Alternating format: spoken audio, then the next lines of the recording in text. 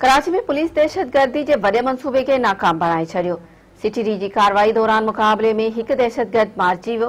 वॾे मिक़दार में धमाकेदार मादे समेत 5 दहशतगर्दन के गिरफ्तार कयो वियो। सीटीडी इंचार्ज राजा उमर ख़िताब कंदे ॿुधायो त शाह लतीफ़ टाउन जे हिक इमारत अंदर दहशतगर्द मौजूद हुआ। कुछ इतला ते दहशतगर्दन ख़िलाफ़ कार्रवाई कई। सीटीडी इंचार्ज चयो त दहशतगर्दन सां फायरिंग जी ॾेवठ में एक दहशतगर्द मारिजी वियो ऐं 5 दहशतगर्दन के गिरफ्तार कयो आहे। हुन चयो त दहशतगर्दन इमारत जे दरवाज़े आॾो एक रक्षा बिहारियो हो, जंहिंजे ॻुझनि खाननि में धमाकेदार मादो नसब थियल हो। दहशतगर्द मुकमल कार्रवाई करण जे लाइ तयार हुआ।